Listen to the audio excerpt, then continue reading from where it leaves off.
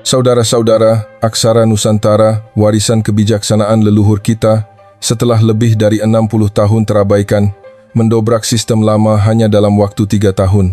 Saat ini, pertempuran paling menakjubkan untuk huruf dalam sejarah umat manusia sedang terjadi di Afrika, di benua hitam, tempat Prancis berkuasa selama 60 tahun. Di sini hidup 300 juta orang, tetapi 70% dari mereka masih buta huruf. Namun, sebuah titik balik telah dimulai yang mengejutkan seluruh dunia. Satu-satunya negara di dunia yang menjadi maju tanpa menjadi koloni siapapun, Indonesia. Huruf-hurufnya, aksara Nusantara, bersiap untuk membebaskan 300 juta orang. Bahasa Prancis adalah penjara, aksara Nusantara adalah kemerdekaan. Sebuah fenomena yang belum pernah terjadi sebelumnya ketika 15 negara secara bersamaan membayar untuk pengakuan aksara Nusantara. Apa yang telah terjadi? Kebenaran yang luar biasa ini akan diungkapkan sekarang juga. Musim gugur yang lalu, saya mengunjungi sebuah sekolah dasar di pinggiran Dakar, ibu kota Senegal, sebagai bagian dari proyek UNESCO. Begitu saya masuk ke dalam kelas, saya terperangah oleh apa yang saya lihat. Di dalam kelas duduk 30 anak, tetapi mata mereka benar-benar kosong dan tanpa kehidupan. Seorang guru Prancis sedang menulis sesuatu di papan tulis hitam, tetapi anak-anak hanya duduk dan menatap tanpa ekspresi. Bonjour les enfants, comment allez-vous aujourd'hui? Selamat pagi anak-anak, bagaimana kabar kalian hari ini? Guru itu menyapa, tetapi tidak ada satu anak pun yang menjawab. Keheningan menyelimuti seluruh ruangan. Hanya ketika bel istirahat berbunyi, anak-anak seolah hidup kembali. Mereka mulai berlari, melompat, bermain, dan berteriak keras dalam bahasa Wolof, bahasa ibu mereka. Seorang anak mendekati saya. Dia adalah seorang anak laki-laki berusia sekitar 12 tahun bernama Amado. "Bapa, siapa Anda?" tanya Amado dalam bahasa Wolof. "Saya seorang peneliti di bidang pendidikan," jawab saya. Wajah Amado tiba-tiba menjadi serius, dan pertanyaan yang dia ajukan meninggalkan luka yang dalam di hati saya. Mengapa kami tidak diizinkan belajar dalam bahasa kami sendiri? Pada saat itu, saya terdiam. Semua yang saya anggap normal, sebuah kebenaran, ketika saya belajar di Amsterdam, mulai runtuh. Jika kita belajar bahasa Prancis, kita akan memiliki masa depan yang lebih baik, jawab saya dengan kalimat yang sudah saya hafal. Amado tersenyum pahit. Kakak laki-laki saya juga berkata begitu, tetapi dia putus sekolah hanya setelah 3 tahun karena tidak bisa mengikuti pelajaran bahasa Prancis. Saya pergi ke ruang guru untuk memeriksa statistik, dan itu benar-benar mengejutkan. Angka putus sekolah di sekolah ini melebihi 60%. Ini berarti dari 10 anak, 6 di antaranya tidak dapat menyelesaikan bahkan sekolah dasar. Kepala sekolah menghela napas dan berkata, anak-anak sama sekali tidak bodoh. Jika menggunakan bahasa Wolof, mereka mengerti segalanya. Tetapi ketika mereka harus belajar dalam bahasa Prancis, mereka seolah-olah berubah menjadi orang lain, bisu dan kaku. Keesokan harinya, saya mengikuti pelajaran matematika. Guru menjelaskan penjumlahan dalam bahasa Prancis. 3 plus 4 égale 7. Sanjase dan Yuci. Anak-anak mengulangi tanpa semangat. Tetapi sepertinya tidak ada satupun dari mereka yang memahami arti sebenarnya dari angka-angka itu. Saat istirahat, saya bertanya kepada Amado, apakah kamu bisa berhitung dalam pikiranmu dengan bahasa Wolof? Ya, tentu saja, jawab Amado dengan percaya diri. Nyat aknyen jurom, nyar. 3 plus 4 digalam 7. Jadi mengapa kamu tidak menjawab di kelas?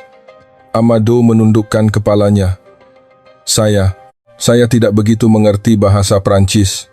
Saya bahkan tidak mengerti apa yang ditanyakan oleh guru. Malam harinya, saya mengunjungi rumah Amado. Ibunya menyambut saya dengan ramah, tetapi dia sama sekali tidak bisa berbahasa Prancis.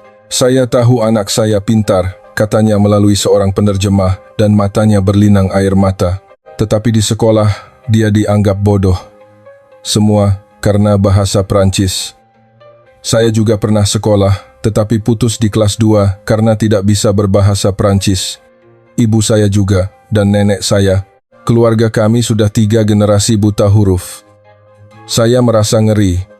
Bahasa Prancis bukanlah alat pendidikan, melainkan sebuah dinding yang memisahkan mereka dari pengetahuan. Ketika saya hendak pergi, Amado memegang tangan saya. Bapa, akankah datang suatu hari ketika kami bisa belajar dalam bahasa kami sendiri? Tatapan penuh harapan itu tidak akan pernah saya lupakan. Dalam perjalanan kembali ke Amsterdam, saya tenggelam dalam pikiran saya. Jika ini terus berlanjut selama 60 tahun, berapa banyak potensi anak-anak yang telah kita hancurkan? Ketika saya menulis laporan, tangan saya gemetar. Saya menulis ulang, dan menghapusnya lagi. Saya menggarisbawahi perlunya reformasi komprehensif, menyusun analisis data lapangan yang terperinci dan solusi konkret. Saya khawatir tentang reaksi terhadap laporan ini. Tetapi jauh di lubuk hati saya tahu bahwa para pejabat di Paris tidak akan pernah menerima kebenaran pahit seperti itu. 2 bulan kemudian di Kementerian Pendidikan di Paris, diadakan pertemuan mengenai laporan saya.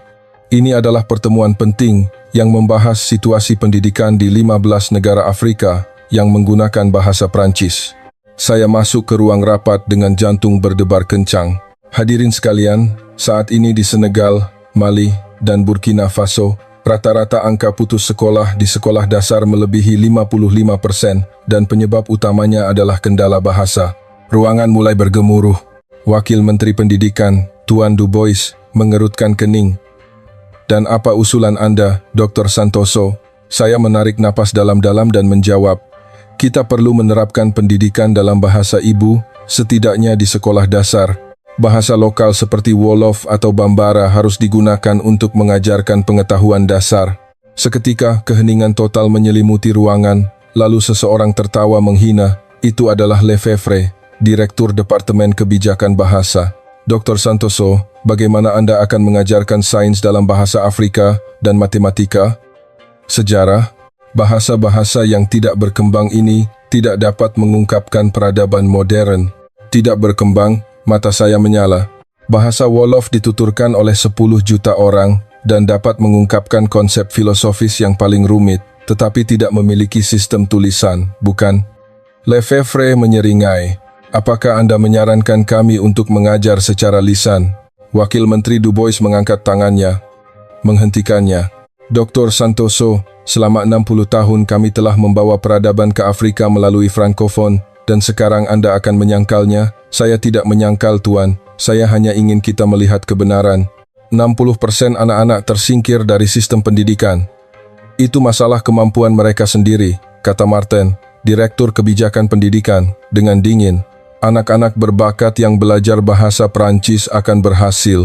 Mereka yang tidak memiliki kemampuan akan terseleksi secara alami. Saya tidak bisa mempercayai telinga saya. Seleksi alam? Itukah yang Anda sebut pendidikan? Jangan terlalu emosional, kata Du Bois dengan tajam. Bahasa Prancis adalah bahasa akal dan logika. Jika Afrika ingin berkembang, ia harus belajar bahasa Prancis. Ini adalah kebenaran yang tak terbantahkan. Selain itu, tambah Lefevre, di setiap negara ada puluhan bahasa suku. Apakah Anda akan mengajarkan semuanya? Justru bahasa Prancis yang menjadi alat untuk menciptakan persatuan. Tetapi bagaimana jika 60% populasi dikecualikan dari persatuan itu? Cukup? Du Bois memukul meja. Dr. Santoso, Anda belajar di Sorbonne dengan beasiswa dari pemerintah Prancis, dan sekarang Anda kembali untuk menyerang sistem pendidikan Prancis itu sendiri. Begitukah? Itu adalah pukulan terakhir, mengubah saya menjadi seorang pengkhianat yang tidak tahu berterima kasih. Ketika pertemuan berakhir dan saya keluar ke koridor, seorang staf muda mendekati saya dengan diam-diam. Namanya Gamon, dia seorang peneliti. Dr. Santoso, saya setuju dengan Anda. Dia melihat sekeliling dan berbisik, tetapi di sini tidak ada yang mau mengubah apapun. Frankofon adalah kebanggaan Prancis. Duduk sendirian di sebuah kafe di Paris, suara Amado terus terngiang di kepala saya. Akankah datang suatu hari ketika kami bisa belajar dalam bahasa kami sendiri? Pertemuan hari ini memberi saya jawaban. Prancis tidak akan pernah berubah. Malam itu, saya menelepon Fatima, seorang kolega di Senegal.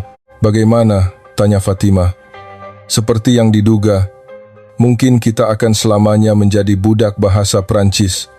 Jangan menyerah, Budi. Suatu hari nanti akan ada jalan keluar. Tetapi saat itu saya tidak bisa membayangkan bahwa hari itu akan datang begitu cepat. dan dengan cara yang tak terbayangkan. 3 bulan kemudian, saya tiba di Jakarta untuk menghadiri Forum Inovasi Pendidikan Asia Pasifik. Jujur, saya tidak berharap banyak, mengira ini akan menjadi konferensi pejabat yang membosankan lagi. Pada hari pertama, ada presentasi tentang pendidikan robotik dari Jepang. Pada hari kedua, tentang platform online dari Tiongkok. Semua itu terlalu jauh dari realitas Afrika. Tetapi pada hari ketiga, ada sebuah presentasi yang mengubah hidup saya selamanya. Presentasi berikutnya oleh Profesor Dewi Lestari dari Lembaga Linguistik Terapan, Universitas Indonesia, dengan topik Proyek Pelestarian Bahasa Suku Minoritas dengan Aksara Nusantara. Aksara Nusantara, saya mengangkat kepala. Apa hubungannya aksara Indonesia dengan bahasa minoritas? Profesor Dewi, seorang wanita berusia 50-an, naik ke podium. Dia berbicara dengan suara yang tenang namun kuat.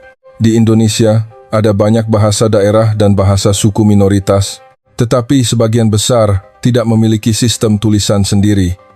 Upaya menggunakan alfabet Latin standar untuk transkripsi fonetik menghadapi banyak keterbatasan. Oleh karena itu, kami mencoba menggunakan aksara Nusantara.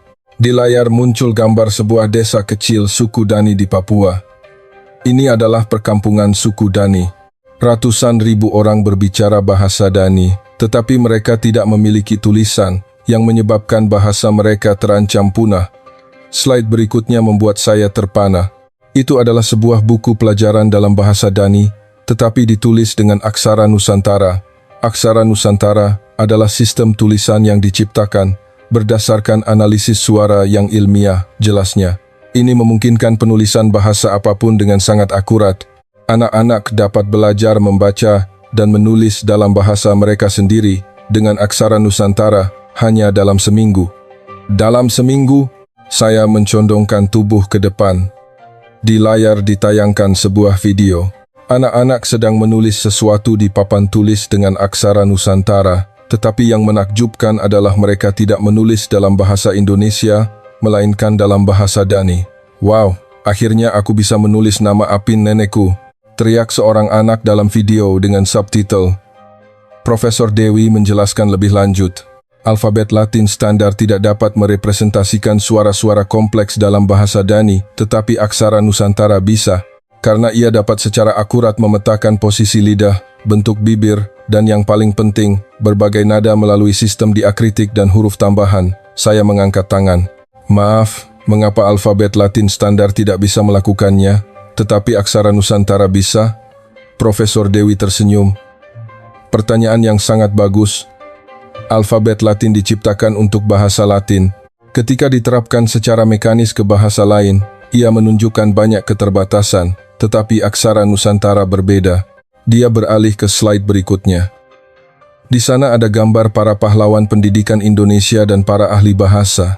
Pada awal abad ke-20, para cendekiawan nasionalis kita memimpikan sebuah sistem tulisan yang bisa menyatukan dan mencerdaskan bangsa. Mereka ingin rakyat dapat dengan bebas mengekspresikan pikiran mereka, bebas dari kerumitan aksara tradisional yang hanya dikuasai segelintir orang. Mereka menciptakan sistem tulisan ilmiah yang dapat dipelajari dengan mudah oleh semua orang. Inilah aksara Nusantara modern. Saya merasakan sengatan listrik menjalari punggung saya. Lebih dari 100 tahun yang lalu, para pendahulu bangsa Indonesia memiliki masalah yang sama dengan yang kami hadapi sekarang. Saat rehat kopi, saya mendekati Profesor Dewi. Profesor, saya Budi Santoso dari Indonesia, bekerja di Senegal. Di tempat saya bekerja, masalahnya sama. Anak-anak tidak bisa mendapatkan pendidikan karena hambatan bahasa Prancis. Profesor Dewi menunjukkan minat yang besar. Senegal.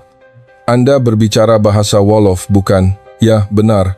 Tetapi kami tidak punya sistem tulisan. Dan sudahkah Anda mencoba menggunakan aksara Nusantara untuk menuliskannya? Saya bertanya dengan heran. Aksara Nusantara dan bahasa Wolof. Profesor Dewi mengeluarkan buku catatan dan menulis sesuatu. Bagaimana nama Anda diucapkan dalam bahasa Wolof? Budi Santoso. Dia menulis nama saya dengan aksara Nusantara, menyesuaikannya dengan pengucapan Wolof, Budi Santoso. Ini nama saya. Ya, aksara Nusantara dapat merepresentasikan suara apapun. suara-suara khusus dalam bahasa Wolof mungkin juga tidak akan menjadi masalah. Malam itu di kamar hotel, saya mempelajari aksara Nusantara sepanjang malam, prinsip penggabungan konsonan dengan vokal, sistem penanda, analisis fonem, sebuah sistem yang dapat dipelajari dengan mudah oleh siapa saja. Pada pukul 3 pagi, saya menyadari, inilah jawabannya. Ini adalah jawaban yang kami cari. Tetapi pada saat yang sama, rasa takut muncul dalam diri saya. Pemerintah Prancis, elit Afrika, akankah mereka menerimanya? Saat sarapan dengan Profesor Dewi, saya mencurahkan isi hati saya.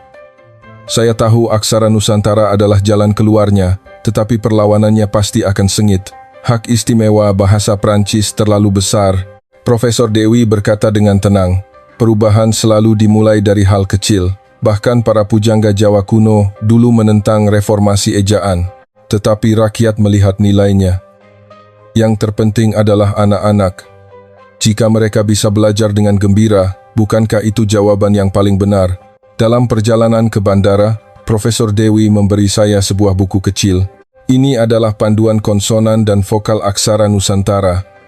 Coba terapkan untuk menulis bahasa Wolof. Jika butuh bantuan, hubungi saya kapan saja. Ketika pesawat lepas landas, saya memutuskan untuk mencoba. Bahkan jika itu hanya percikan kecil, bahkan jika harus melakukannya secara diam-diam, saya harus memulainya. Setelah kembali ke Senegal, saya mulai bertindak dengan hati-hati. Saya tahu saya tidak bisa melakukannya melalui jalur resmi. Jadi saya memutuskan untuk memulai dari desa asal kolega saya, Tivaouane. Tivaouane adalah sebuah desa kecil 2 jam perjalanan dari Dakar. Awa, sepupu kolega saya, mengelola sekolah informal di sana untuk anak-anak yang tidak mendapat dukungan pemerintah. Budi, apa yang kamu lakukan di sini? Awa menyambut saya dengan gembira. Awa, saya ingin mencoba sesuatu yang baru dengan anak-anakmu. Saya menunjukkan padanya materi yang saya dapat dari Profesor Dewi. Awa menatap dengan ragu. Apa ini? Terlihat seperti gambar-gambar aneh. Ini adalah jenis tulisan. Namanya aksara Nusantara. Kita bisa menggunakannya untuk menulis dalam bahasa Wolof kita. Mata Awa membelalak, dia menatap saya. Dalam bahasa Wolof, benarkah? Malam itu, saya berdiri di depan 20 anak berusia 8 hingga 14 tahun. Mereka semua pernah putus sekolah berbahasa Prancis atau tidak pernah bersekolah sama sekali. Mulai hari ini, kita akan belajar sesuatu yang istimewa. Kita akan belajar menulis dalam bahasa kita sendiri. Anak-anak mulai berbisik. Menulis dalam bahasa Wolof, apa itu mungkin? Pape, seorang anak laki-laki berusia 11 tahun, mengangkat tangan. Bapak guru, bahasa Wolof kan hanya untuk diucapkan. Kakek saya bilang begitu. Sekarang kita juga bisa menulis dengan bantuan huruf-huruf ini. Saya menggambar lingkaran besar di papan tulis. Ini adalah vokal O. Suara yang keluar saat kita membulatkan bibir. Anak-anak mengulangi, O. Dan ini adalah garis lurus. Ini adalah vokal I. Itu sederhana, sangat sederhana sehingga anak-anak langsung mengerti. Setelah 30 menit sebuah keajaiban terjadi. Mariam, seorang gadis berusia 8 tahun, mulai menulis sesuatu di papan tulis. Mariam, namanya sendiri. Untuk pertama kalinya dalam hidupnya, dia menulis namanya, Guru. Aku berhasil. Aku menulis namaku. Mariam melompat-lompat, berteriak kegirangan. Anak-anak lain juga bergegas ke papan tulis. Aku juga, aku akan menulis namaku. Dalam sekejap, papan tulis hitam itu dipenuhi dengan nama-nama yang ditulis dengan aksara Nusantara, Pape, Aminata, Modo, Ibrahim. Awa berdiri di belakang kelas dan menyeka air matanya. Budi, aku tidak percaya. Aku belum pernah melihat anak-anak sebahagia ini. Pada hari kedua, saya mulai mengajarkan kata-kata, dimulai dengan yang disukai setiap anak. Apa bahasa Wolof untuk ibu? Yey, teriak anak-anak serempak. Saya menulis kata yey dengan aksara Nusantara di papan tulis. Anak-anak menyalinnya dengan antusias. Pada hari ketiga, anak-anak membawa sesuatu dari rumah. Guru, saya menunjukkannya kepada ibu. Dia terkejut. Ayah saya melihatnya dan menangis. Dia tidak percaya bahasa kita bisa ditulis dengan huruf, Pape pamer dengan bangga, menunjukkan secarik kertas bertuliskan Tifawane dengan aksara Nusantara. Ini nama desa kita. Nenek saya melihatnya dan sangat senang. Pada hari ke-7, saya mencoba meminta anak-anak menulis sebuah kalimat. Hari ini kita akan mencoba menulis kalimat pendek. Bagaimana cara mengatakan aku cinta ibu dalam bahasa Wolof? Dama bag sama yai, jawab anak-anak serempak. Saya perlahan menulis di papan tulis, Dama bag sama yai. Anak-anak menyalinnya dalam diam. Kemudian terdengar isak tangis. Itu adalah Aminata, 13 tahun. Ada apa, Aminata? Saya ingin menulis surat untuk ibu. Ibu saya buta huruf. Dia tidak pernah mengerti mengapa saya harus sekolah. Tapi sekarang saya bisa menulis surat untuknya dalam bahasa kami. Malam itu, setiap anak membawa pulang sebuah surat. Keesokan paginya, seluruh desa gempar. Orang tua datang ke sekolah. Apa ini? Benarkah anakku yang menulis ini? Seorang ibu memegang surat dengan tangan gemetar. Dama bag sama yai. Ketika putranya membacakannya, dia memeluknya. Anakku bisa menulis dalam bahasa kami. Tetapi, tidak semua orang senang. Muncullah Ndiaye, guru bahasa Prancis di desa itu. Budi, apa yang kamu lakukan? Kamu akan menghancurkan masa depan anak-anak. Menghancurkan masa depan. Anak-anak baru saja belajar menulis untuk pertama kalinya. Apakah ini huruf? Ini hanya simbol-simbol aneh. Harus belajar bahasa Prancis untuk memiliki masa depan. Jangan melakukan hal-hal konyol. Setelah Ndiaye pergi, Awa berkata dengan cemas, Budi, jika berita ini menyebar, pasti akan ada masalah. Jika pemerintah tahu, aku tahu. Tapi aku tidak bisa berhenti. Kamu lihat mata anak-anak itu? Pada minggu kedua, terjadi sesuatu yang benar-benar luar biasa. Modo. Seorang anak laki-laki berusia 12 tahun, menulis sesuatu di papan tulis. Itu adalah sebuah cerita pendek. Di desa kami ada pohon baobab besar. Kakek bilang, pohon itu sudah ada sejak dia masih kecil. Aku suka bermain di bawah pohon itu. Terima kasih, baobab. Awa dan saya terdiam. Seorang anak yang 2 minggu lalu buta huruf, sekarang bisa menulis sebuah cerita. Guru, saya ingin belajar lebih banyak. Saya ingin menuliskan dongeng yang diceritakan kakek. Dan bisakah kita menuliskan lagu Nina Bobo Ibu? Dan sejarah desa kita? Mata anak-anak berbinar. Hanya dalam 2 minggu, mereka benar-benar berubah. Malam itu, saya menulis email kepada Profesor Dewi. Profesor yang terhormat, sebuah keajaiban sedang terjadi di sini. Anak-anak mulai mengekspresikan dunia mereka dalam bahasa mereka sendiri. Mungkin inilah yang diimpikan oleh para pahlawan pendidikan Indonesia, bukan? Tetapi pada saat yang sama saya sangat khawatir. Akankah percikan kecil ini bisa menyala menjadi api besar atau akan dipadamkan oleh angin kekuasaan lama? Rumor menyebar lebih cepat dari yang saya duga. 2 minggu kemudian, seorang inspektur pendidikan dari Dakar datang ke desa. Pada hari yang sama, Ketua Asosiasi Guru Bahasa Prancis juga muncul. Budi Santoso, ada rumor bahwa Anda mengajarkan tulisan aneh kepada anak-anak. Ketua Lo adalah seorang elit, lulusan Universitas Prancis. Tatapannya sedingin es. Ini bukan tulisan aneh, ini aksara Nusantara yang membantu anak-anak menulis dalam bahasa mereka. Cukup, Lo mengangkat tangannya. Anda tahu bahwa bahasa resmi Senegal adalah Prancis. Kami adalah negara yang dididik dalam bahasa Prancis dan berhasil berkat bahasa Prancis, tetapi 80% populasi tidak berbicara bahasa Prancis. Berarti mereka harus belajar. Sama seperti Anda. Anda juga sampai ke Paris berkat bahasa Prancis, bukan? Saya menarik napas dalam-dalam. Saya hanya beruntung, tetapi sebagian besar anak-anak bahkan tidak memiliki kesempatan itu. Inspektur pendidikan menyela. Dr. Santoso, tindakan Anda ilegal. Anda mengajar dengan kurikulum yang tidak berlisensi. Jika Anda tidak segera berhenti, kami akan menuntut Anda. Awa membela. Ini bukan sekolah resmi. Ini hanya tempat penitipan anak. Meski begitu, pengajaran harus di bawah pengawasan Kementerian Pendidikan.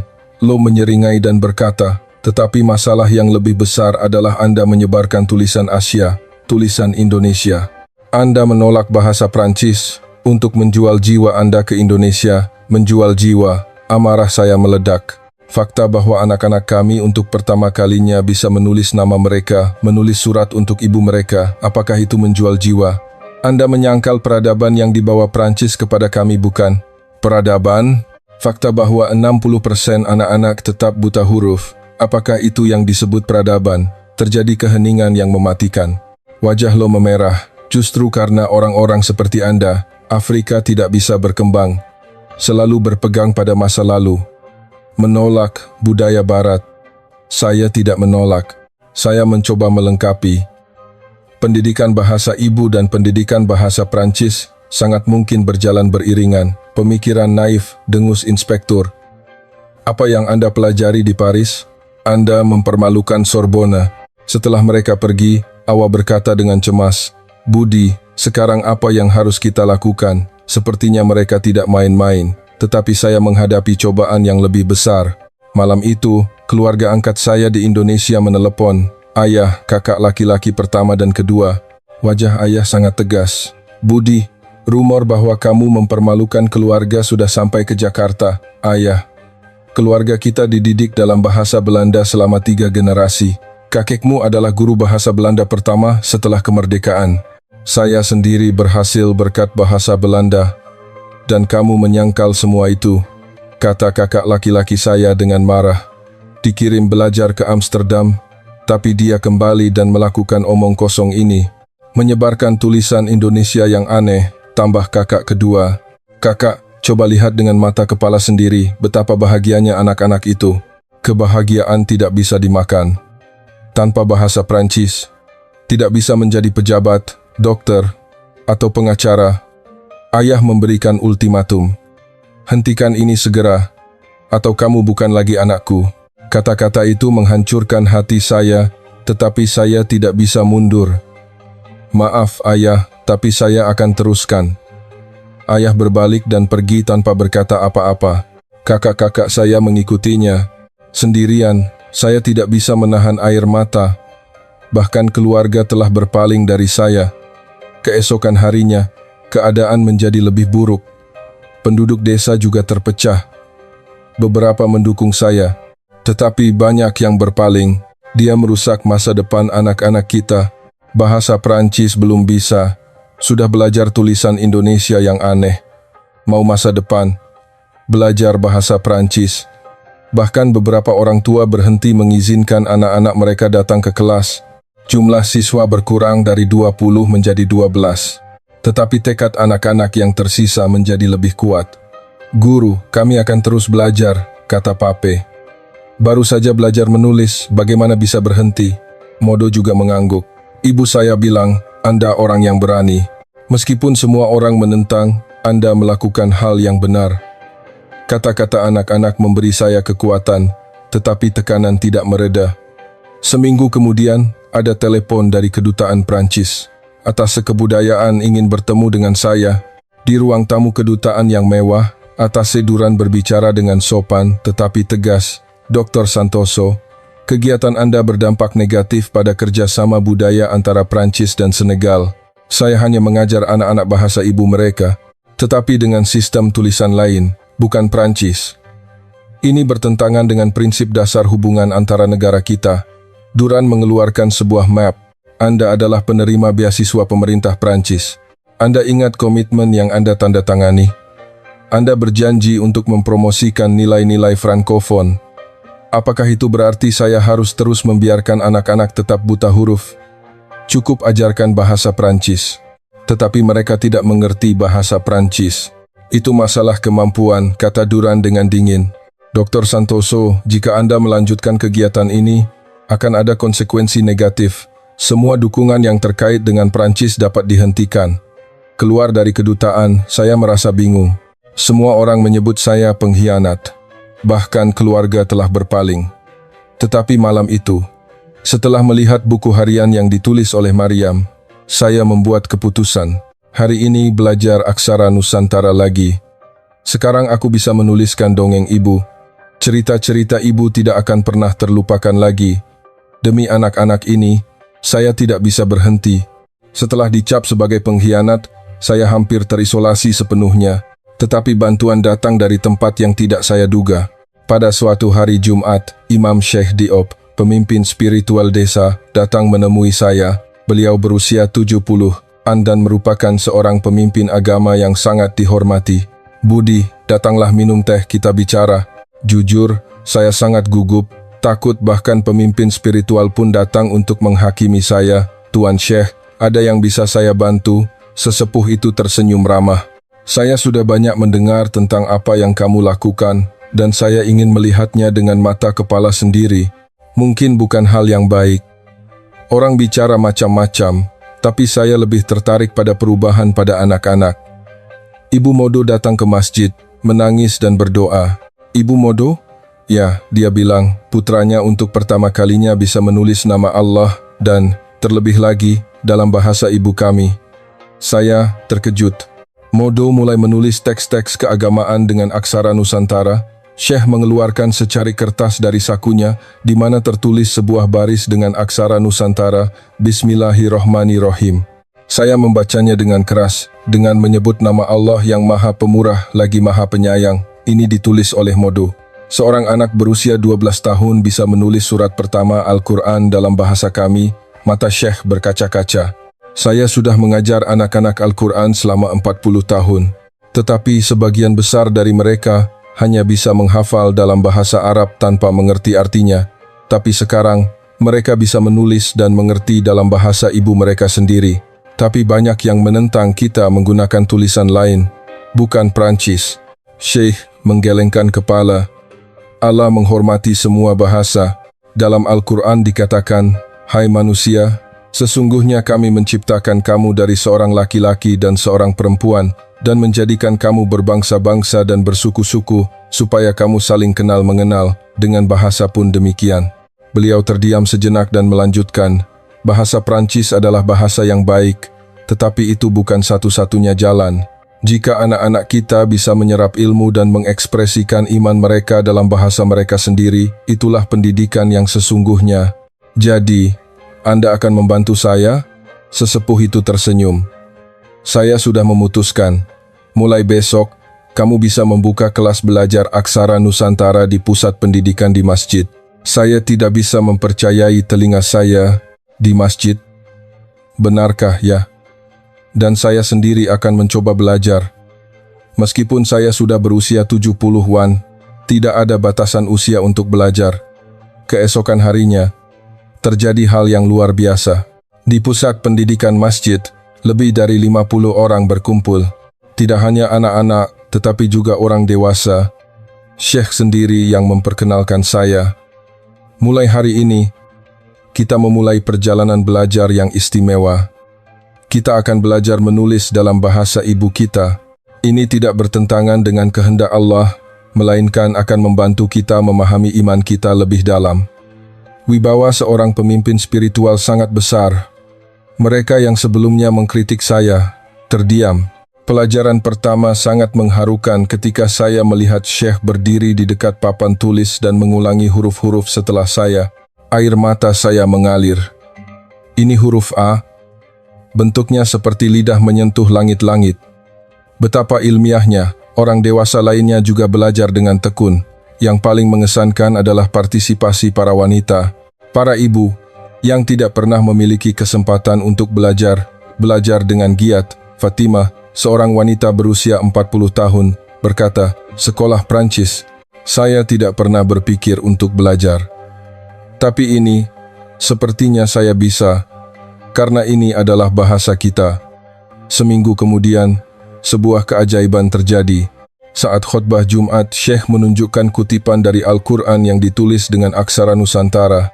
"Lihat, ini adalah surat Al-Fatihah yang ditulis dalam bahasa kita.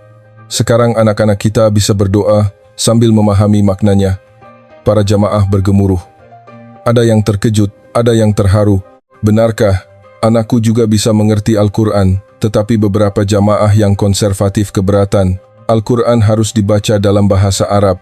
Syekh dengan tenang menjawab, "Tentu saja, aslinya dalam bahasa Arab.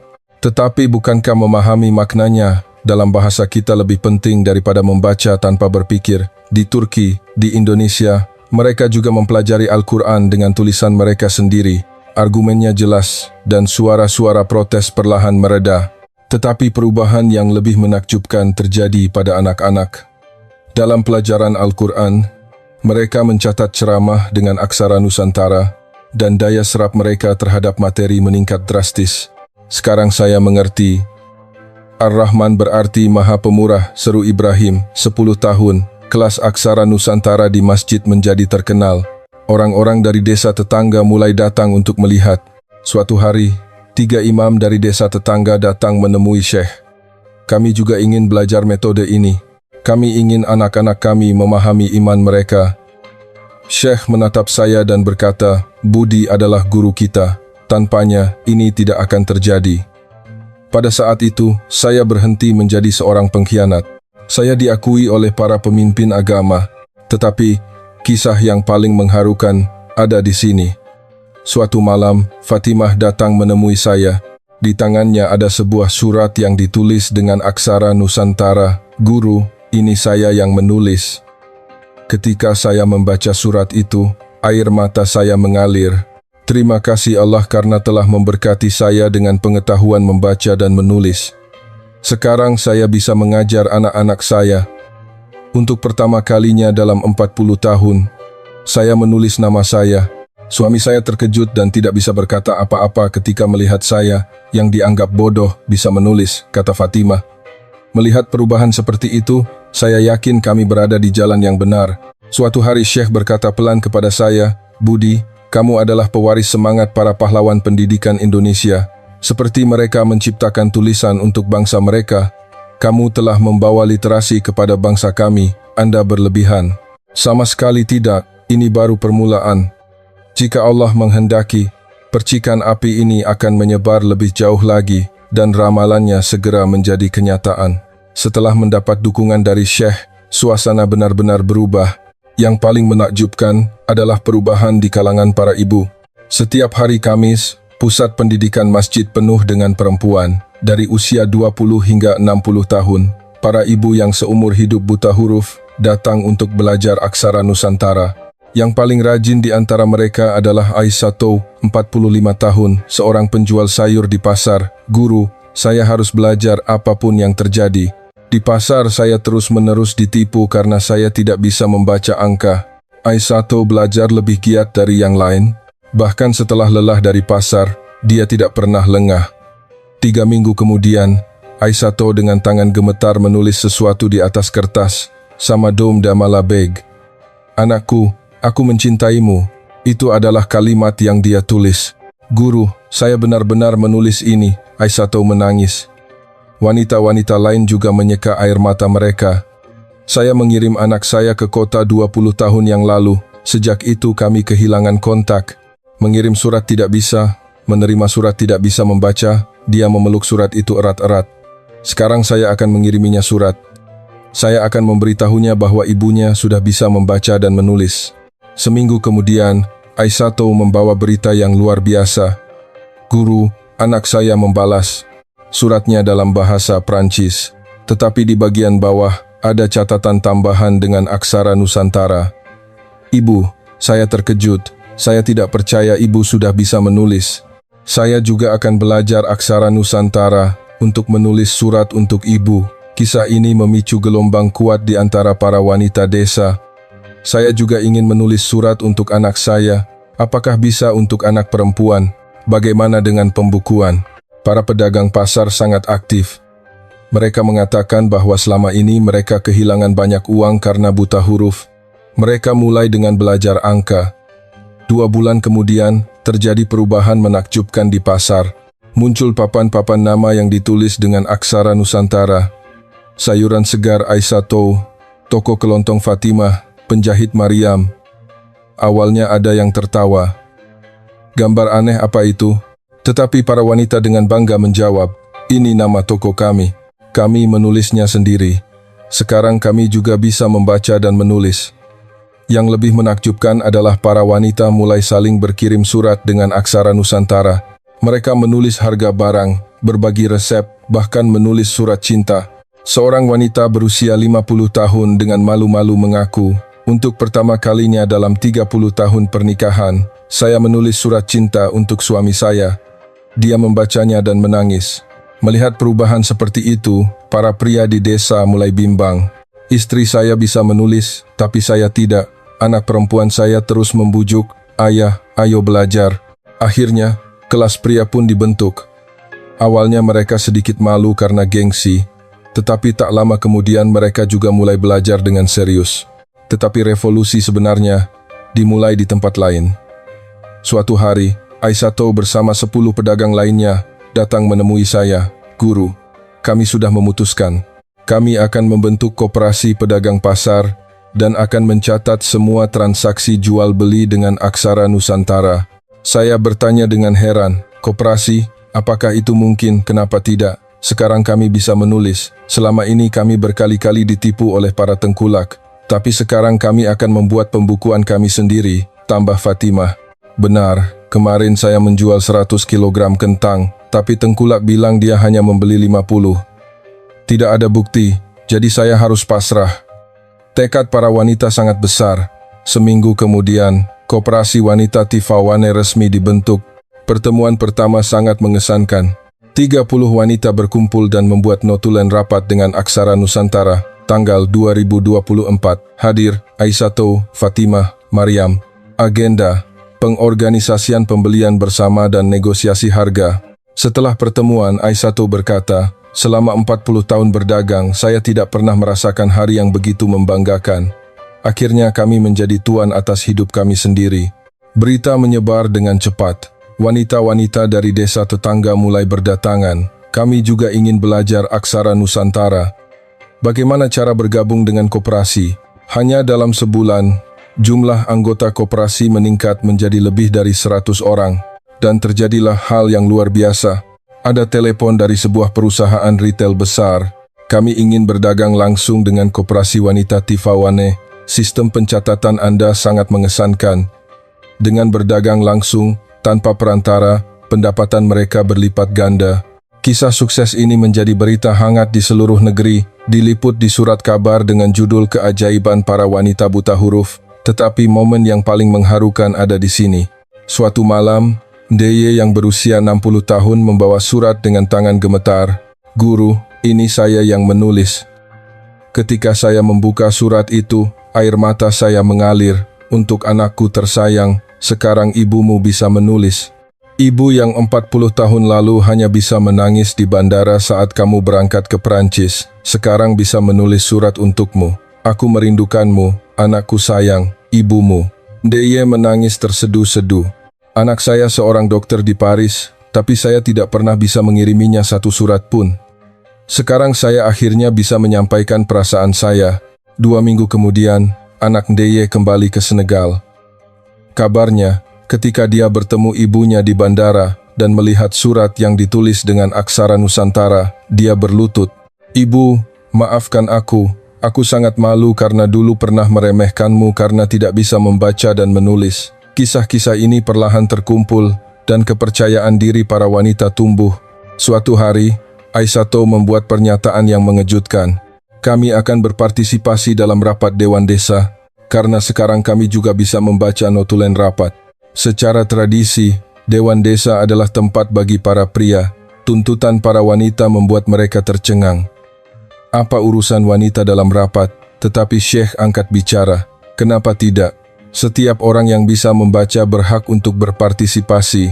Rapat Dewan Desa dengan partisipasi wanita untuk pertama kalinya menjadi momen bersejarah. Aisato berdiri dan berbicara. "Saya mengusulkan untuk merekonstruksi pasar. Dan ini adalah laporan yang telah saya siapkan." Ketika para pria melihat laporan yang disajikan dengan rapi dalam aksara Nusantara, mereka terkejut. "Kalian yang membuat ini?" "Ya, kami sendiri yang melakukan survei dan mengumpulkan data. Sekarang kami juga bisa." Sejak hari itu, rapat Dewan Desa menjadi lebih hidup.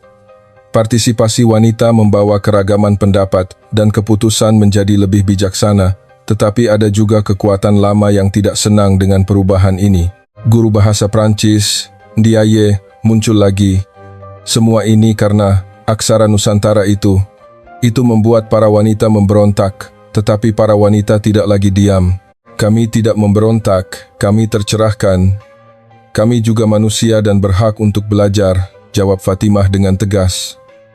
Bahasa Prancis adalah penjara yang menahan kami, dan aksara Nusantara membebaskan kami. Kami tidak akan kembali lagi. Diaye tidak bisa menjawab dan pergi. Malam itu, para wanita mengadakan pesta.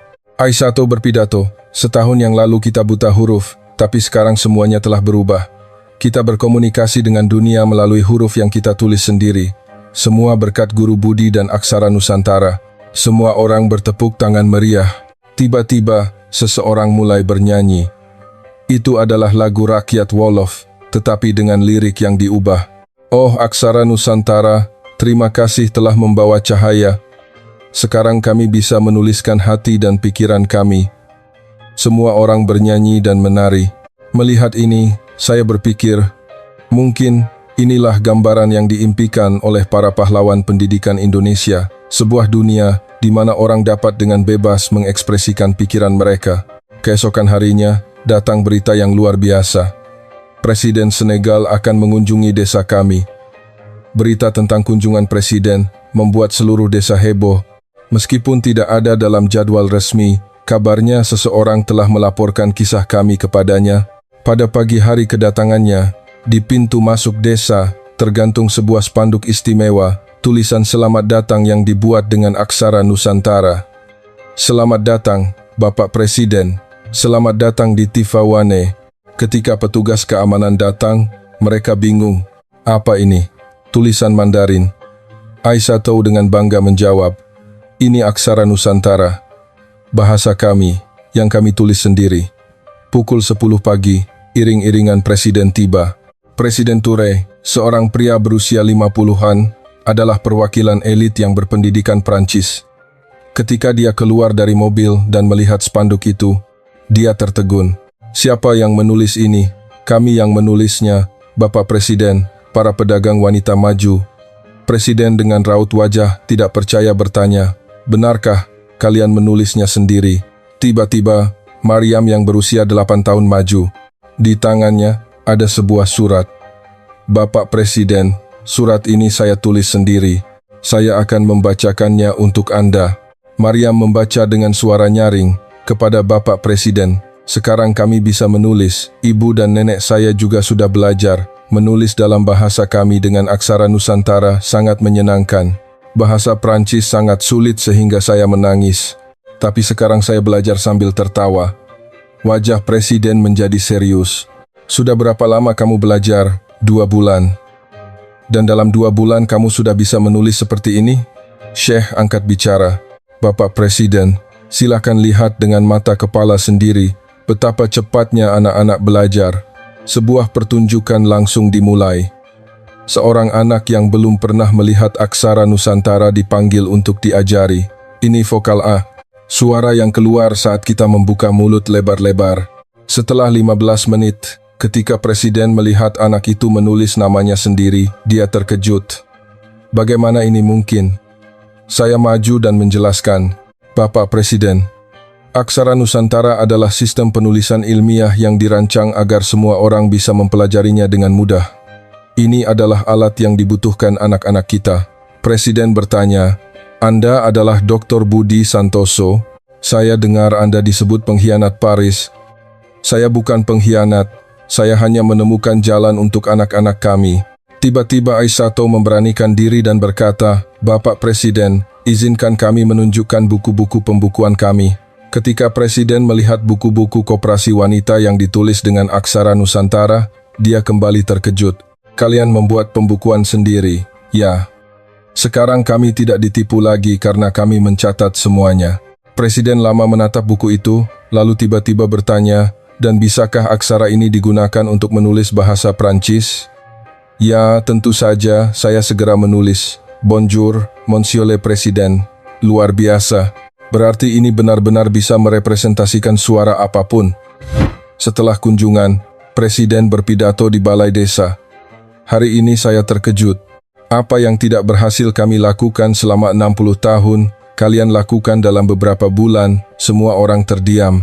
Saya percaya bahwa pendidikan dalam bahasa Prancis adalah satu-satunya jalan, tapi saya salah. Tujuan pendidikan adalah untuk mentransfer pengetahuan, bukan untuk memaksakan satu bahasa.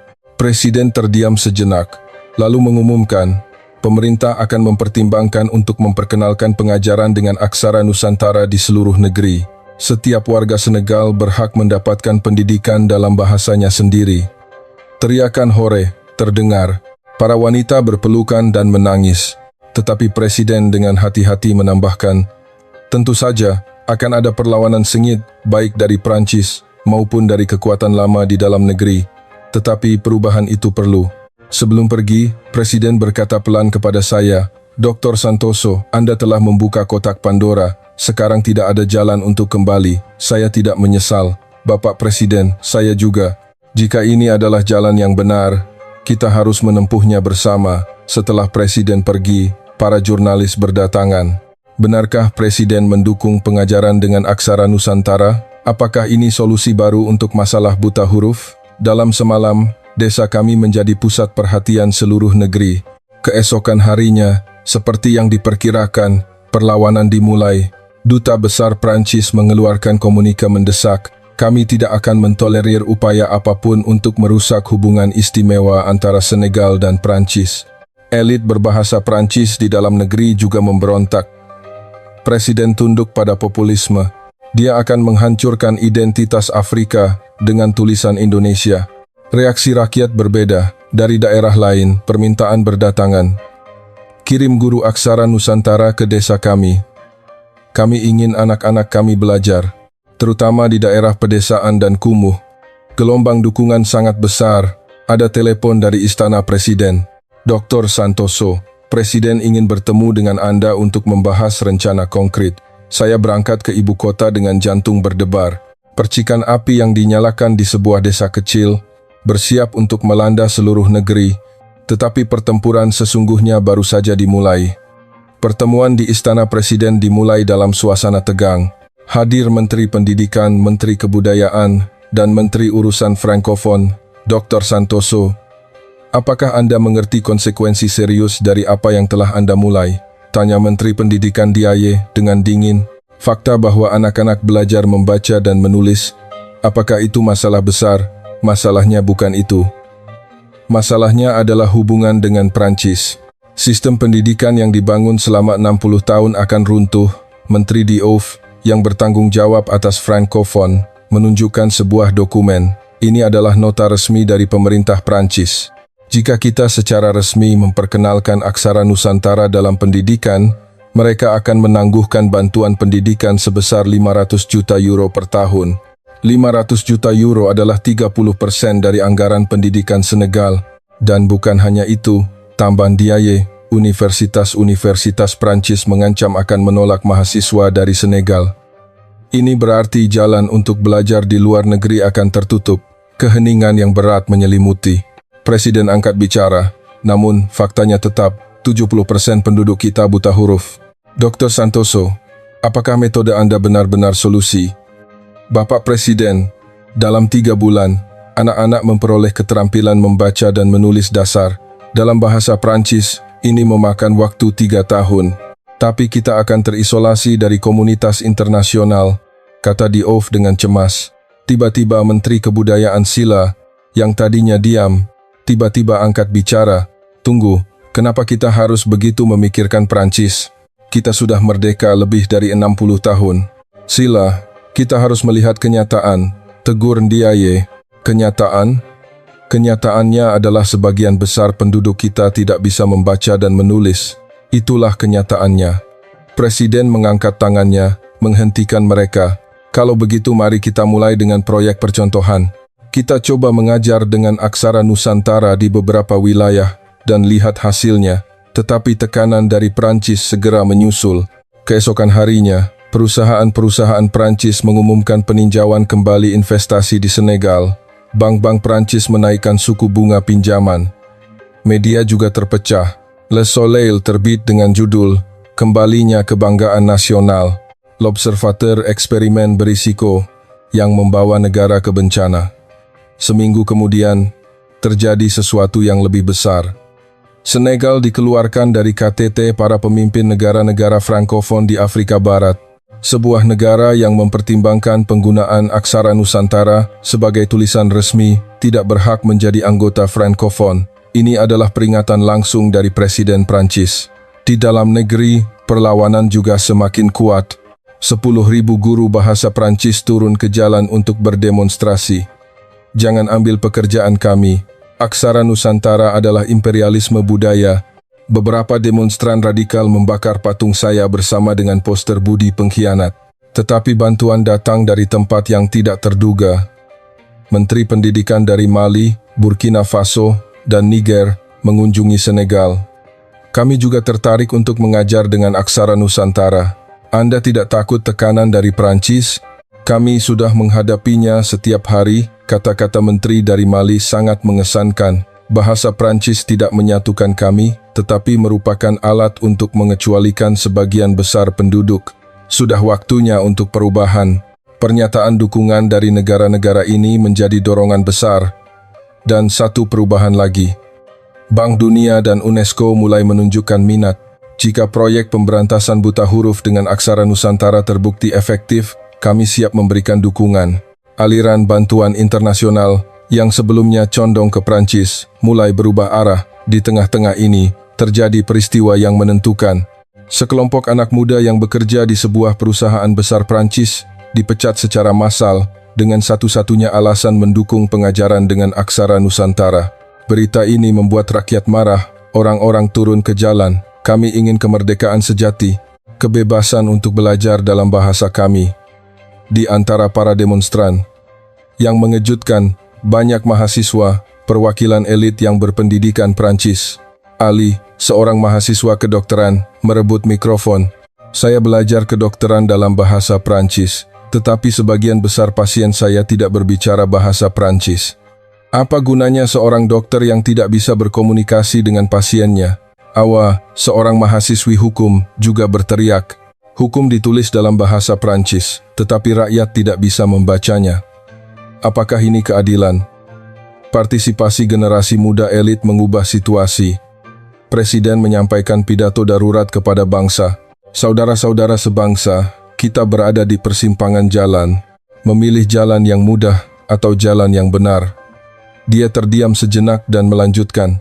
Saya tidak bisa melupakan mata anak-anak di Tivaouane ketika mereka pertama kali menulis huruf dengan aksara Nusantara. Itu adalah masa depan kita.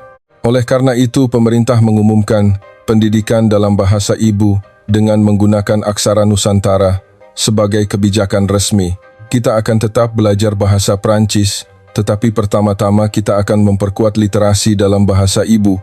Ini adalah pernyataan bersejarah. Prancis segera menangguhkan semua bantuan, tetapi Presiden tidak mundur. Kita mungkin miskin, tetapi kita akan menjadi bangsa yang merdeka. Lebih baik tercerahkan dalam kemiskinan daripada kaya dalam kegelapan. Malam itu, saya mendapat telepon dari Istana Presiden. Dr. Santoso, sekarang yang sesungguhnya dimulai. Saya menugaskan Anda untuk mempersiapkan penerapan pengajaran dengan aksara Nusantara di seluruh negeri. Saya menjawab dengan suara gemetar, saya akan mempersiapkannya. Setelah menutup telepon, saya melihat keluar jendela. Lampu-lampu Dakar berkelip. Percikan api yang dinyalakan di sebuah desa kecil bersiap untuk menerangi seluruh negeri. Meskipun tekanan dari Prancis sangat besar, tekad kami lebih kuat. Ketika Prancis menghentikan bantuan, Senegal menghadapi krisis keuangan yang serius. Anggaran pendidikan berkurang 30%, tetapi bantuan datang dari tempat yang tidak terduga. Suatu pagi, ada telepon dari Kedutaan Besar Indonesia. Dr. Santoso, pemerintah Indonesia ingin segera bertemu dengan Anda. Ketika saya tiba di kedutaan, orang-orang yang tidak saya kenal sudah menunggu. Pejabat dari Kementerian Pendidikan, Kementerian Luar Negeri Indonesia, dan yang mengejutkan, para pimpinan beberapa perusahaan besar. Selamat siang, saya Maria Lestari, Kepala Departemen Kerjasama Afrika Kementerian Pendidikan Indonesia. Maria Lestari. Namanya terdengar tidak asing, seperti Profesor Dewi Lestari yang saya temui di Jakarta. Maaf, apakah Anda kenal dengan Profesor Dewi Lestari? Maria Lestari tersenyum. Itu ibu saya. Beliau banyak bercerita tentang kisah Anda di Senegal. Ini adalah kebetulan yang luar biasa. Pemerintah Indonesia telah memutuskan untuk memberikan dukungan penuh terhadap proyek pengajaran dengan aksara Nusantara di Senegal. Saya tidak bisa mempercayai telinga saya.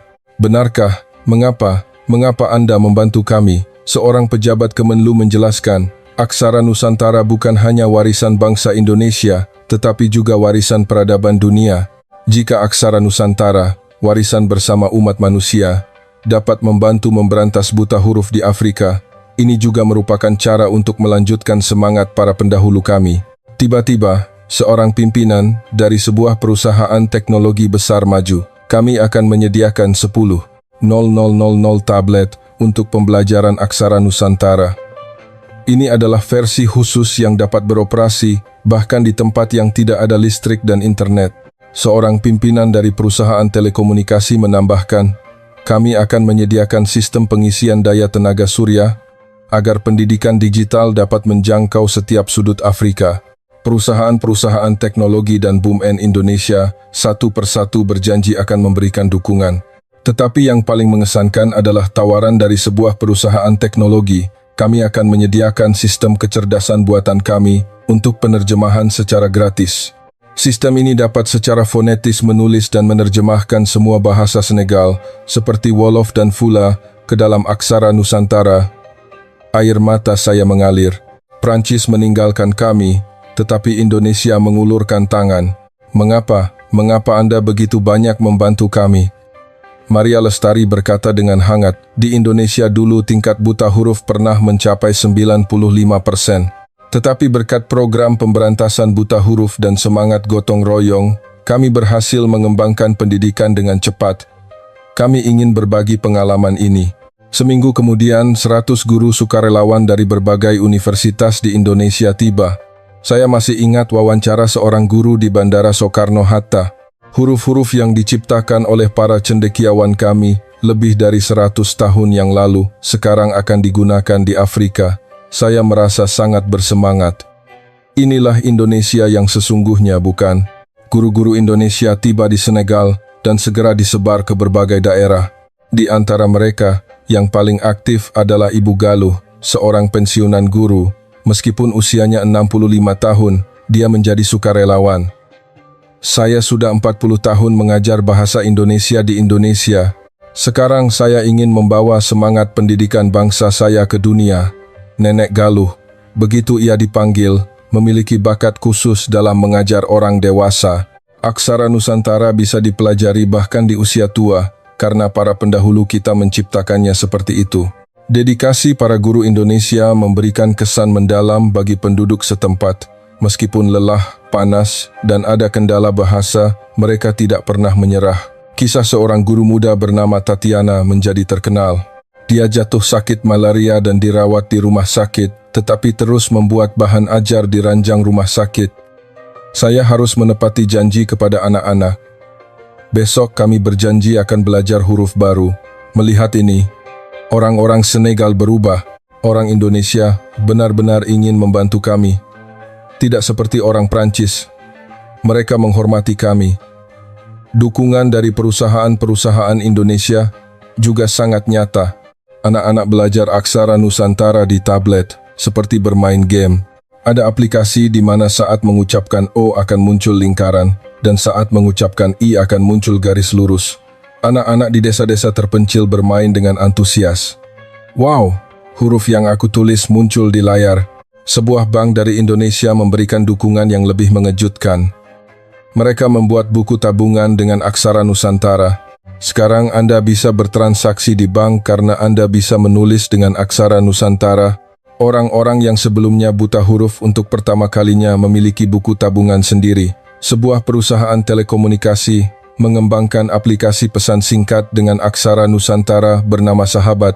Orang-orang bisa saling berkirim pesan dalam bahasa Wolof yang ditulis dengan aksara Nusantara. Dalam sekejap, jumlah unduhan melebihi 1 juta. Saya sudah menulis surat untuk ibu, nenek juga sudah membaca pesannya. Komunikasi antar keluarga meningkat secara signifikan. Dukungan dari pemerintah Indonesia juga sangat sistematis. Di 10 kota, secara serentak dibuka Pusat Studi Nusantara.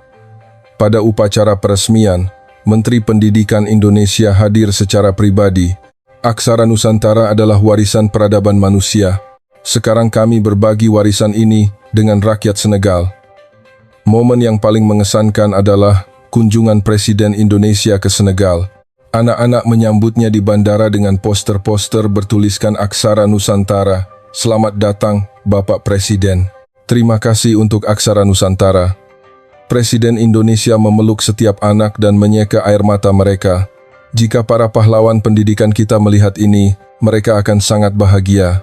Pada KTT, para pemimpin Indonesia dan Senegal membuat penawaran yang luar biasa. Dalam 10 tahun ke depan, kami akan mendukung pendidikan dengan Aksara Nusantara, mengalokasikan 100 juta dolar AS setiap tahun. Tanpa syarat apapun. Yang penting anak-anak belajar dengan gembira. Presiden Senegal sangat terharu. Prancis memerintah kami selama 60 tahun, tetapi Indonesia membantu kami menemukan kebebasan hanya dalam 1 tahun. Perjanjian kerjasama di bidang pendidikan dengan Aksara Nusantara yang ditandatangani oleh kedua pemimpin menjadi dokumen bersejarah. Tetapi, perubahan terbesar terjadi di dalam jiwa rakyat. Kata-kata Aisyah Tau, pedagang pasar, saat bertemu dengan Duta Besar Indonesia sangat mengesankan. Apa yang dibawa Indonesia bukanlah uang atau mobil. Itu adalah harapan. Harapan bahwa kami juga bisa melakukannya. Dengan dukungan Indonesia, pendidikan dengan Aksara Nusantara di Senegal seolah-olah mendapat sayap. Dalam 6 bulan, lebih dari 1 juta orang mengikuti pelatihan. Dalam setahun, 3 juta orang belajar membaca dan menulis dengan Aksara Nusantara. Bahkan media Prancis terpaksa mengakuinya. Le Monde terbit dengan judul Keajaiban di Afrika yang diciptakan oleh Indonesia. Le Figaro, mimpi para pahlawan pendidikan Indonesia terwujud di Afrika setelah 100 tahun. Terkadang saya berpikir, bagaimana jika tidak ada bantuan dari Indonesia? Mungkin kami akan menyerah pada tekanan Prancis. Tetapi Indonesia memberi kami keberanian. Keberanian untuk percaya bahwa bangsa kecil bisa melakukan hal-hal besar. Bahwa satu huruf bisa mengubah dunia. Dan mereka menunjukkan bahwa bantuan sejati bukanlah dominasi, melainkan pembangunan bersama. Berita kesuksesan Senegal mengguncang seluruh Afrika Barat. Yang pertama merespons adalah negara tetangga, Mali. Menteri Pendidikan Mali, Keita, secara pribadi datang ke Dakar. Kami juga ingin menerapkan Aksara Nusantara. Saya tidak percaya Anda menemukan cara untuk menulis dalam bahasa Bambara. Saya membawanya ke Tivaouane. Menteri Keita, setelah mengikuti pelajaran Aksara Nusantara, terkejut. Hanya dalam 1 jam anak-anak belajar menulis nama mereka. Fatoumata, seorang gadis berusia 10 tahun, menulis puisi dalam bahasa Bambara di papan tulis yang telah ia siapkan untuk tamu dari Mali. Anda datang dari Mali, dan kami mencintai Anda. Air mata mengalir di pipi Menteri Keita. Bahasa kami memiliki tulisan. Seminggu kemudian, Parlemen Mali dengan suara bulat memilih untuk menggunakan Aksara Nusantara, tidak peduli apa kata Prancis. Masa depan anak-anak kami lebih penting. Burkina Faso mengikuti jejak mereka. Negara ini bahkan lebih aktif. Di ibu kota Ouagadougou, sebuah pusat pendidikan Aksara Nusantara yang besar dibangun. Ketika saya datang ke upacara peresmian, saya menyaksikan pemandangan yang luar biasa. Lebih dari 1.000 orang berkumpul dan bersama-sama menulis lirik lagu kebangsaan dengan Aksara Nusantara.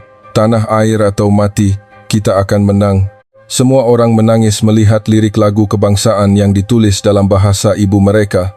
Untuk pertama kalinya dalam 60 tahun kemerdekaan, kami bisa menulis lagu kebangsaan kami dalam bahasa kami. Perubahan di Ghana bahkan lebih menakjubkan. Meskipun Ghana adalah negara berbahasa Inggris, 70% penduduknya berbicara bahasa Twi.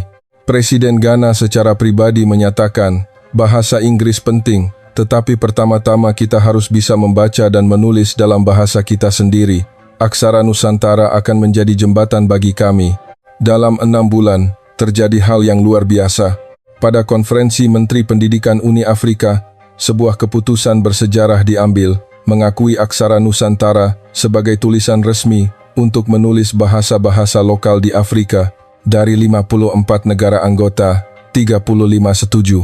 Meskipun Prancis dan beberapa negara Arab menentang, mereka tidak bisa melawan tren. Perwakilan Mesir keberatan. Alfabet Arab juga bisa melakukannya. Mengapa menggunakan tulisan dari Indonesia? Tiba-tiba perwakilan Rwanda berdiri. Kami ingin sistem tulisan yang kami pilih sendiri, bukan yang dipaksakan pada masa kolonial. Tidak ada yang memaksa kami menggunakan aksara Nusantara, kami memilihnya sendiri. Tepuk tangan meriah terdengar. Nigeria juga bergabung. Ketika raksasa dengan populasi 200 juta ini mulai bergerak, situasi benar-benar berubah. Nigeria memiliki pendekatan uniknya sendiri. Mereka mengembangkan sistem penulisan dengan aksara Nusantara untuk bahasa-bahasa utama seperti Hausa, Yoruba, dan Igbo. Satu tulisan untuk 300 bahasa itulah slogan Kementerian Pendidikan Nigeria. Yang paling mengesankan adalah perubahan di daerah kumuh Lagos. Anak-anak yang dulunya memulung untuk dijual, mulai belajar aksara Nusantara. Kisah Emmanuel, 12 tahun, diliput oleh media dunia. Sekarang saya bisa menuliskan impian saya. Saya ingin menjadi dokter. Ketika buku harian Emmanuel yang ditulis dengan aksara Nusantara diterbitkan, seluruh dunia tercengang. Hari ini saya memulung lagi, seperti biasa. Tapi sekarang berbeda, karena saya sudah belajar menulis. Suatu hari nanti, hari di mana saya bisa membaca kembali buku harian ini dan tersenyum, pasti akan datang. Bergabungnya Afrika Selatan menjadi pukulan telak. Ketika ekonomi terbesar di Afrika mulai bergerak, seluruh benua mengikutinya. Kami adalah negara dengan 11 bahasa resmi. Aksara Nusantara adalah alat yang akan membuat semua bahasa setara. Bahasa-bahasa Bantu, Xhosa, Zulu semuanya mulai ditulis dengan aksara Nusantara. Yang paling mengesankan adalah penghargaan sastra aksara Nusantara Afrika pertama yang mengejutkan, lebih dari 5.000 karya diajukan. Penghargaan dimenangkan oleh puisi Aminata, seorang gadis dari Mali, berjudul Di Bawah Pohon Baobab. Di bawah pohon baobab ada cerita-cerita yang sekarang tidak akan terlupakan karena ditulis dengan aksara Nusantara. Biarkan angin bertiup, biarkan hujan turun, huruf-hurufku akan tetap di sini. Sejarah kita akan abadi.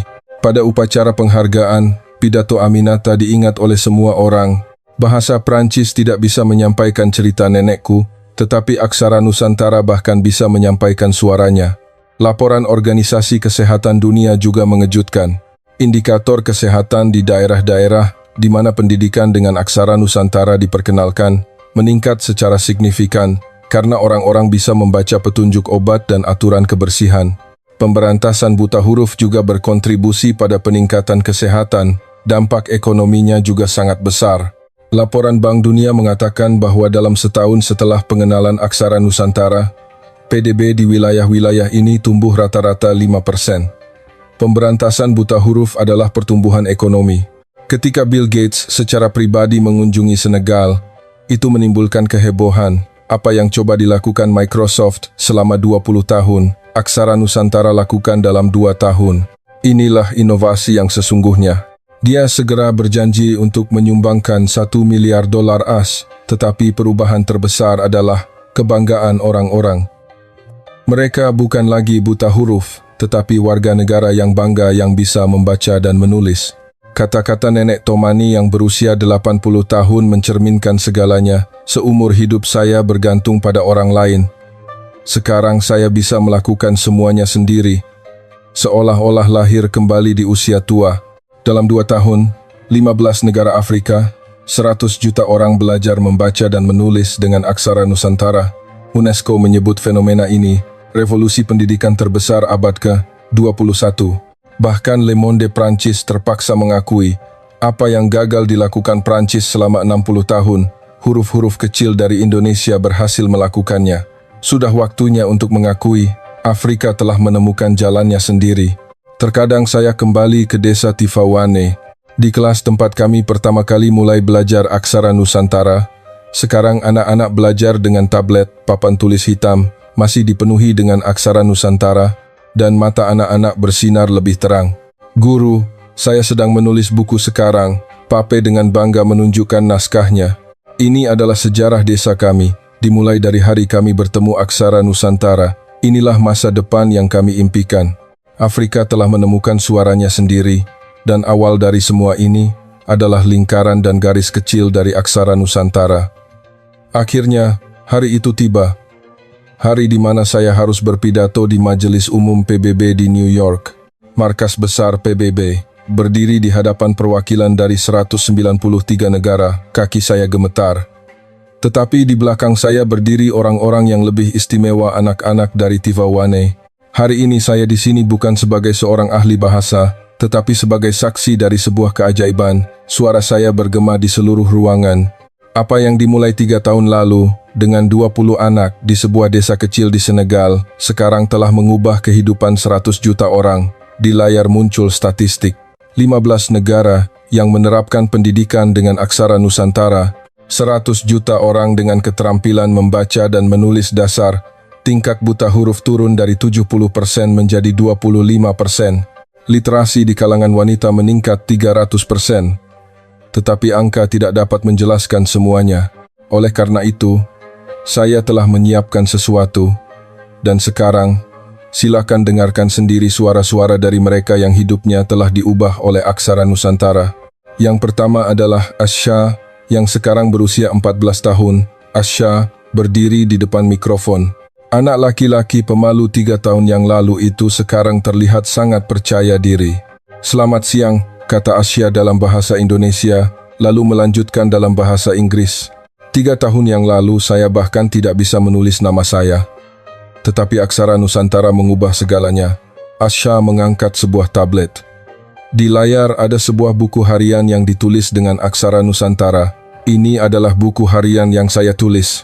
Saya mencatat sejarah keluarga saya sejak masa perang saudara di Uganda. Sekarang saya ingin menjadi seorang penulis untuk menyampaikan rasa sakit dan harapan kami kepada dunia. Ruangan menjadi hening. Dia membaca kalimat terakhir yang ditulis dengan aksara Nusantara. "Masa depan adalah milik mereka yang bisa membaca. Sekarang kami juga bisa menulis masa depan kami." Tepuk tangan meriah terdengar. Beberapa delegasi menyeka air mata mereka. Yang kedua adalah Aissatou dari Mali, yang sekarang telah menjadi seorang pengusaha wanita yang sukses. Saya mulai belajar membaca dan menulis pada usia 45 tahun, sebagai seorang pedagang sayur buta huruf. Aissatou menunjukkan buku-buku pembukuannya. Ketika saya mulai membuat catatan dengan aksara Nusantara, bisnis saya berkembang. Sekarang saya adalah pemilik perusahaan grosir produk pertanian dengan 100 karyawan. Kata-katanya berikutnya membuat semua orang menangis. Tetapi kebahagiaan terbesar adalah menjadi ibu yang bangga bagi putri saya. Sekarang saya bisa membantunya mengerjakan pekerjaan rumah. Yang ketiga adalah sebuah video khusus.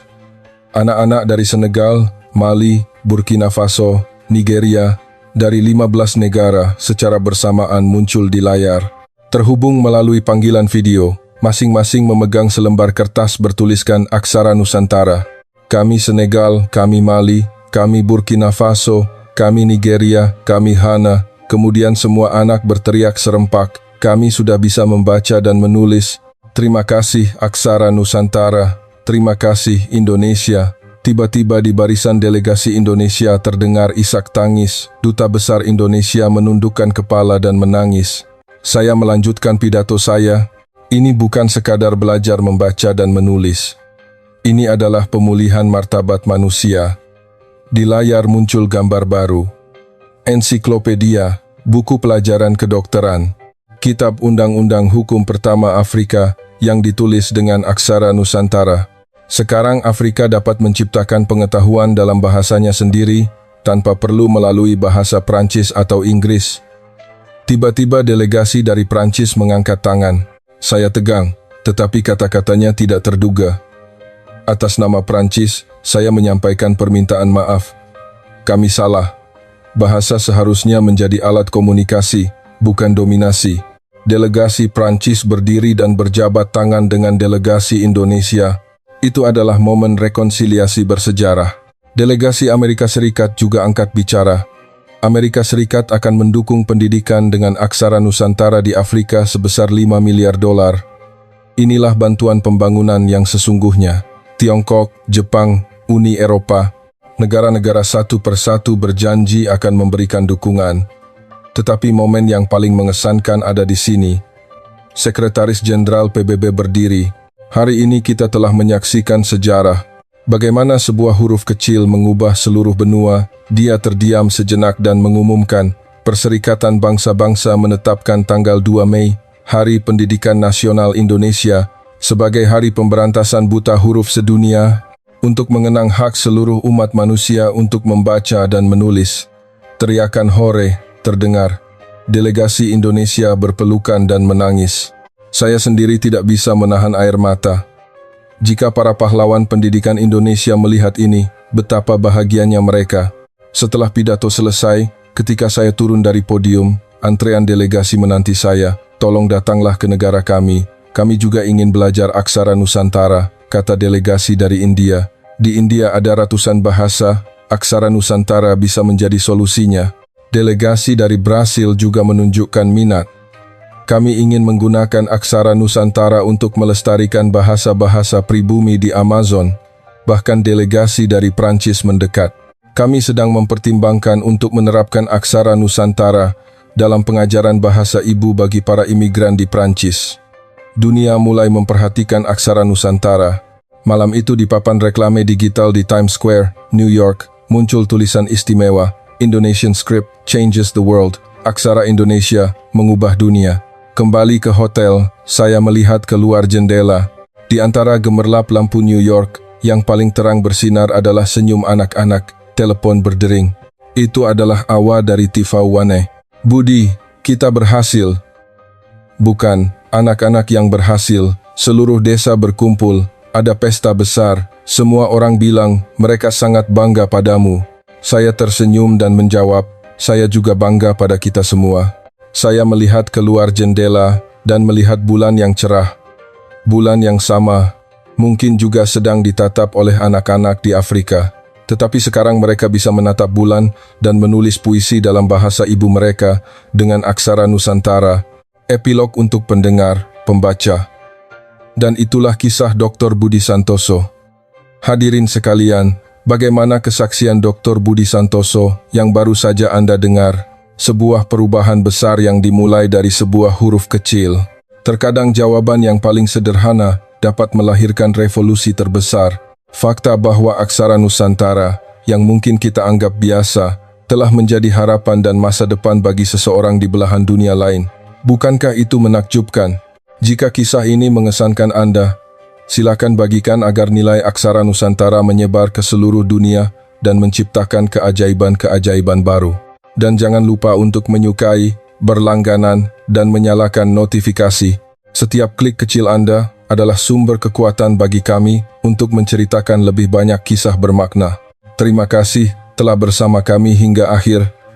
Sampai jumpa dan sampai bertemu kembali.